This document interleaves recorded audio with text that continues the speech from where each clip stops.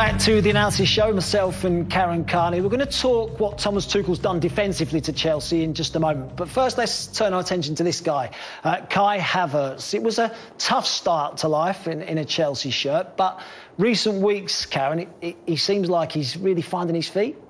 He has. He's really turned the corner, and I actually just think it's confidence. I think when you come to a club like Chelsea with a massive price tag, a manager that's trying to fit you in and doesn't probably know where your best position is, and you've moved in a bad pandemic period, I think he struggled. But what we've seen since, more structure and so much more confidence and simplicity to his game. And what we've seen as well is a change of position as well. Even at the weekend against Fulham, he's playing in that false nine role, so from a slightly deeper position, maybe where they played with a central striker and two off him. We'll see the game against Fulham here at the weekend. Look, this time it was probably Gilmour more as the holding midfield player, Ziyech and Mount just ahead of him, and then Timo Werner and Havertz up top maybe, but Havertz predominantly through that middle as a false nine. I think there was a rotation, and I think Kai Havertz and Werner, they kind of mix and change, and it's a really good dynamic. They seem to know each other, and what I think that the manager's done is he's obviously looked at Havertz when he played in Germany and gone, he can actually play this false nine role. And I've just got to, I wouldn't be surprised if you went and showed him clips of when he played there and gone, you can do it, and just tweak a little bit of your movement, and we're going to see a lot of it. Everything now from Havertz is, when he gets it, I get it, I run behind, I run behind. And I think he's been really good in this new position. Yeah, but what was it like under Frank Lampard? Let's have a look at some of the clips. This is actually Frank Lampard's last Premier League game in charge. And I'm just going to stop it straight away, because it is slightly different, because he's playing Tammy Abraham up top. And although he's in a very high position, Kai Havertz, he's not the centre forward. He's not the main man through the middle. He's off the striker and playing as a link-up player, and he's playing as a number 10 rather than a striker. Yeah, and I think under Lampard, he was trying to fit everyone together, and sometimes it didn't work. And you're right, the two of them playing together, I don't think they've done it since, didn't work. And unfortunately now, under the new manager, Tammy's the one that's kind of been dropped out. But they are both in good positions, but Tammy Abraham is that focal, is that number 9, everyone links off him, and it just didn't get the best out of Havertz. I mean, it's a great position. He picks himself up in, isn't he? But he's still got a lot to do. You know, you can look at the Leicester defence in reasonable shape when Havertz picks the ball up. That's a decent position he picks himself up in. Tammy Abraham actually has come a little bit deeper, so he hasn't really got a target now ahead of him, and he's sort of thinking about what he has to do, isn't he, rather than being instinctive? Well, straight away, we know, I can already see where the pass has got to go. The momentum running here from Callum Hudson-Odoi, that's where the run's going to go, and this is where the ball's got to go. You just got to slide him in there. And as it goes on, if we just do it a little bit slow, it doesn't do it. It doesn't come. So he's seen him as well. He's actually seen him. That's what I'm saying. And for me, this is the confidence. And he takes too many touches, you see it, but that's where the pass has got to go. And he's in. Callum Hudson-Odoi, then you'd fancy his chances to get a goal in that situation, but it just doesn't happen. And then it's too many touches, goes down a cul-de-sac, and then he's totally outnumbered and he loses it. And I think that's there where you lose confidence as a player. You know, you kind of, that's not him. No. Again, he's slightly deeper position. This is him. We'll play it on. Does he going to get himself into the box? I think that's the interesting thing as well. Yeah, it's a really good point. Because the weekend against Fulham, we're seeing him diving across it, making runs actually into this sort of area, in between centre-halves. Now, he's hovering. He's almost waiting for it all to happen, waiting for it to come to him rather than making it happen. I just really think it's a confidence thing. In this period, I really do. This is good. He gets himself into the penalty area, but it's decision-making. It's like there's no thought. I don't think there's a thought process in that pass. Where is he picking anyone out? I don't think so. Probably a bit harsh here, because this isn't necessarily what they're asking Kai Havertz to do. But Frank Lampard did try him in a number of different positions. He played him as a midfield player, he played him as a 10, he played him out wide, didn't he, in the front three. Tried him in all sorts of different positions. This is him going up for a header. Loses it. Leicester on the attack. Ends up in the back of the net. It's a bit harsh. It is, but I also think that with the change of formation for Chelsea. They've gotten to a back five now, so that's actually a centre-half doing what they want to do, and he can be a lot higher up. So sure. it is a point, but then again, it's the change of shape. But, you know, you'd still fancy Havertz to put a little bit more on that, but maybe slightly harsh. You like him again in this position, don't you? Yeah, again, look, you know, in 10s, I did one the other day on Matchday Live, these half spaces, these 10 pockets, that's a really good position. There's no Leicester player picking him up. He gets in, if he gets that ball, he's driving at goal, but, you know, eventually he comes off again, but now he's kind of checked out. Do you know, what I think here, and when he was playing in this position, is that he's coming to the ball rather than spinning in behind. Yeah. There is space there.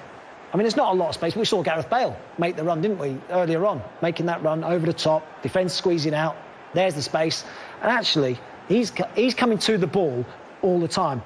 So if we play it on slowly, here now, it's on. I mean, he could go now. He could actually make that run inside, even when the next pass comes. Also, bang. It's from Mason Mount. Now he's on his heels. You'd back Mason Mount with the quality he is to pick him out as well. And now he can't get it because he's too deep. He hasn't made that run. So I just think that because of that slight positional change, he's now thinking that way rather than that way all the time. Again, I actually think, again, that's a really good position if we just go back slightly. Again, I think that's a really good position. Unmarked. Unmarked, he's causing a problem because straight away, he doesn't know what to do. Because if he goes to him, he's thinking, uh-oh, I'm leaving the space in behind there. Yeah. So it's actually a really, really good position. Doesn't get it, but what now? What's your next movement? What's your next run? And it just doesn't work between them. That desire. Yeah, it just doesn't work. Again, another good position picked up. That was from Mason Mount. Wants the ball to feet. But running behind. Go on then. Go on then. Get in the box.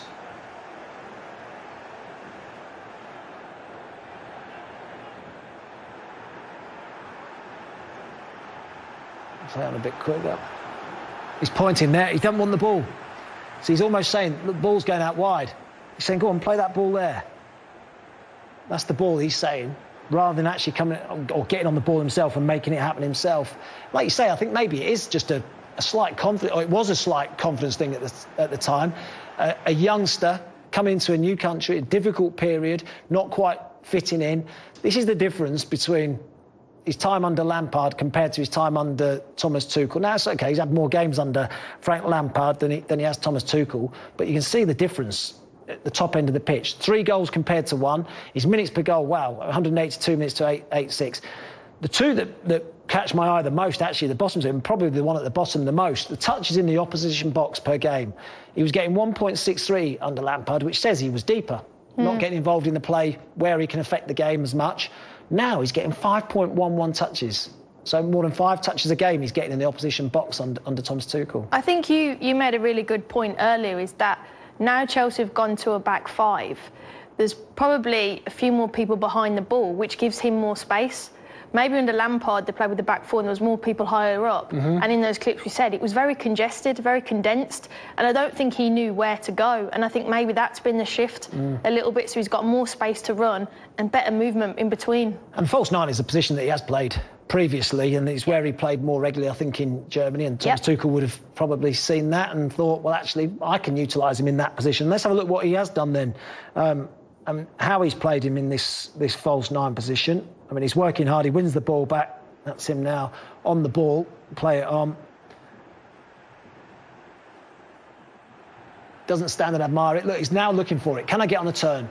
That's demanding the ball rather than pushing, you take it over there. I'll sort of, do I want it? Do I not want it? Now he actually is absolutely demanding it. He's made a run in behind again. This is him. He's made that run down the side. It didn't come his way. What happens? He doesn't stand and admire it. Still in the space. Can I get in behind again? He's looked again. He does get it in the channel this time. Ends up, well, Pulisic scoring. Absolutely brilliant. It's 2 runs he's made down the channel and looking into getting behind. This is brilliant, isn't it? Yeah, look, straight away, he knows where the space is. It's in behind, you know, getting in there. We'll just run it on. I mean, that touch. Oh. is just exquisite. I probably didn't do any justice speeding it up at the right time, but that would have been, you know, arguably, you know, goal of the season, that. Yeah. You know, but it's about that movement in behind. And I think I said it earlier, under Lampard, he was having too many touches, I think. There's been more simplicity. It's like 1 and 2, get in behind, 1 and 2, be clinical. There's definitely a better process in his mindset, I think. But I think that's confidence as well. This is him again, looking. You can see his body position. It's on the front foot. I'll just highlight, this is Mason Mount as well. Saw the touch, actually, didn't we, there, of Kai Havertz, and he gets his shot away. What about this for a touch from Mason Mount as well? Let's play this one on full speed. Mason Mount, wow. And then the weighted pass, but it's a running behind again, isn't it, from Kai Havertz? Exactly, the running behind, where the space is. And look, it's a good touch and a great finish as well, but he's constantly running in behind, and again, it's just simple. There he is. Yeah, top of the picture now, isn't he? So actually, we'll just take it back slightly, because you can see him actually point. If I play this on slowly, I'll highlight him, and I'll play this on slowly. You watch him point where he wants the ball. But even that, Matt, there's less congestion around him. Yeah, do you know what I mean? He's actually offside, isn't he? But yeah, but there's less bodies around him, and all the other clips, I don't think he knew where to go. Whereas I think now there's more spaces and more gap. I think he's more clear and decisive in his movements, and he can read the play a little bit better. Body position again. This is him. It's actually very similar to the one at Leicester, isn't it? It's the one we saw at Leicester, but he never made the run. No. He didn't. He wanted the ball to feet all the time. But now he's saying, go on then, put me in. Put me in down the channel. Yep. He gets it. Just about runs out of play, I think. But he's willing to make that run in, isn't he, down the channel. It's a very different Kai Havertz. A little 1-2 round the corner. There's no more than 2 touches now. I think, you know, the clip where he was running, he didn't play the pass. This one, wow. You know, you're going to slow it down now, but, I mean, straight away, his first thought, he's running behind. Well, actually, we'll do it right from where Ben Chilwell delivers the ball, because it's a very tight one, isn't it? It's for offside or not, but he's looking right across the line, and he can see that. But there you go, again, he's asking for it. Go on, put it in there, and I'll make the run. Absolutely no problem at all. I'll make that run. What about the touch, though, Matt? Well, that's not bad either, is it? Right into his path. That's the confidence, though, isn't it, to be able to bring it down like that? Yeah, and then the ability then to run in behind. You know, not standing admiring. Yeah, you see a lot of people that, I've got a great touch, and then you admire it, but he gives it, knows I'm going to go with momentum, and that's been the massive difference, hasn't it? Constantly running forward. When I pass it on, run forward. Yeah, I mean, we keep talking, don't we, about centre-forwards, and clubs need centre-forwards. Perhaps he's the answer at Chelsea long-term, who knows? Let's have a look at his touch map from the game against Fulham at the weekend. I think the penalty box, where you are, actually, is the key, isn't it? How many touches there in the... Because what was his average? 5.11, I think, under Thomas Tuchel. 8 now in touches into the box. This was against Fulham at the weekend.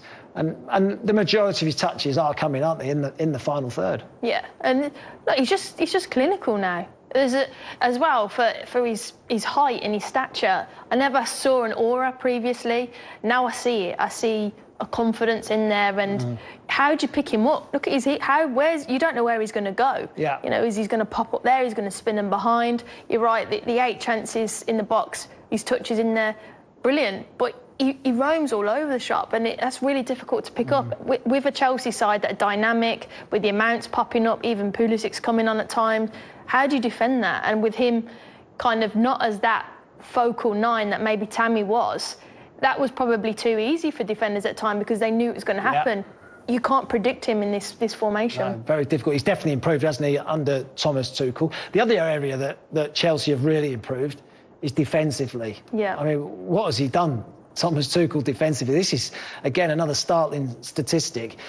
Goals conceded, well, one every 2 games now under Thomas Tuchel. It was a goal every game under Lampard. Shots faced, okay, slightly down on what Lampard's was, but the expected goals at the bottom is very interesting. 0.52 compared to 0.96. So it's the quality of chances that the opposition are getting. The one thing I've noticed, I think, with this Chelsea team is that they're restricting teams to long-range efforts, shots from outside the box. They're very compact, they're very tight, don't often get done in behind. They're almost saying, go on, you can have a shot from 30 yards. If that flies in the top corner, absolutely fine, no problem at all. But you're not going to breach us, you're not going to get in behind us and into the box easily. Do you think that's from training? Like, how is that built? Like, how have they done that? Well, I think it is. I think it's a lot of time on the training ground. I think you've alluded to it already as well, is that change as well to a back three. I think that has made a big difference to this Chelsea team and the organisation of that back line. I'll play this on just slowly, and this is a brilliant line, an absolutely brilliant line. Even straight away, you've got, this is your back five. That's your back five in the shape. 4. And look how tight those 3 centre-backs are. And actually, again, I said about them not leaving space in behind. They don't really want to give you that space in there. They're saying you can have the ball in front of us, you can have the ball to feet, no problem at all. But what you're not going to do is get in behind us. And I think that's the key to what he's done to them. Slightly deeper. The back three are very, very tight. Of course, the wing-backs have still got licence when they win the ball to get up the pitch. But when they don't, they have to narrow off and they have to get into that 5. What I like about that clip as well is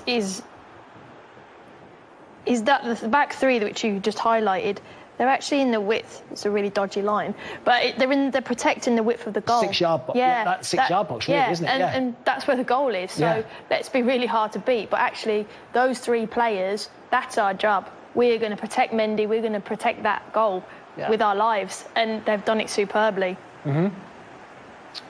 Let's play it on. That back three hasn't changed at all, has it? And actually now, look how tight they are now. They're happy to go into the midfield and go tight, but there's always a spare man. So, locked on, spare man. Chilwell reacting. Can I get out? I get out. But the 5 still very much in their shape. Play it on. Zuma gets himself back into that position. And that you could almost throw a blanket over the 3 centre-backs, couldn't you? Same again? Yeah. I think you highlighted something really good about that clip, and Chilwell and his covering position, which I thought was a really good shout. Well, you can see the back 5. So we've got the back 5. 1, 2, 3, 4, 5. I said that they're happy to go into midfield if the man goes short. If their centre-forward goes short, we'll go in tight and go with him. So let's take those off, and we'll play it on slowly. So it's Zuma's man that's gone into midfield. Zuma then reacts and says, right, I'll get tight.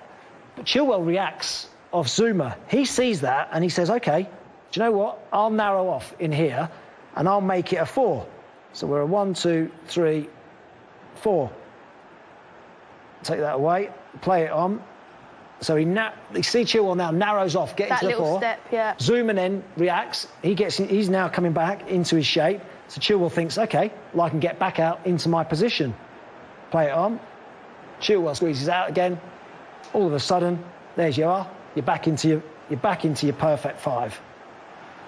I mean, it's hours on the training ground, that, isn't it? It's just knowing when someone goes forward, you step across, and it's not big distances either, is it, Karen? It's you're only talking sort of 2 or 3 yards, 4 yards at times, but narrowing off. And look at that now. That 5, it said about 3 centre-backs.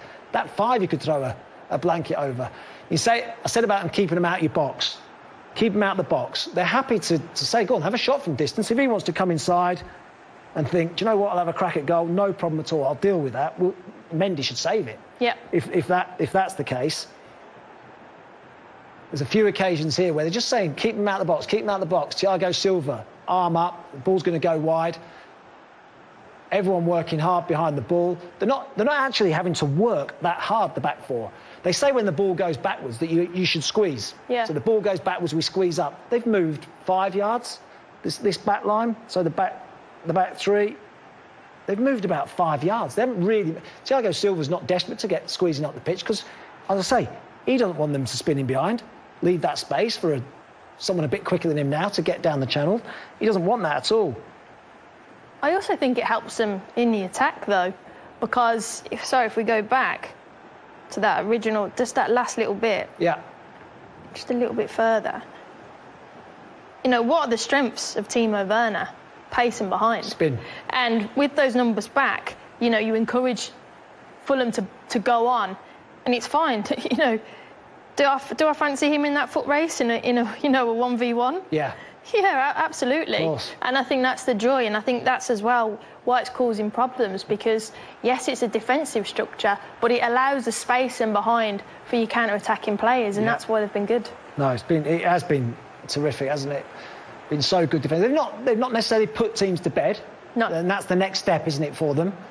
But again, look, forcing them into midfield. Thiago Silva's walking pace. He's not even, you know, go on then, have a shot. Go on, you can shoot from there. No, they're trying a little pass, but now look at the bodies. Look at the bodies around them, and look at the desire to get across. It's Reece James, actually. This is Reece James who makes the block. Play it on. Bang.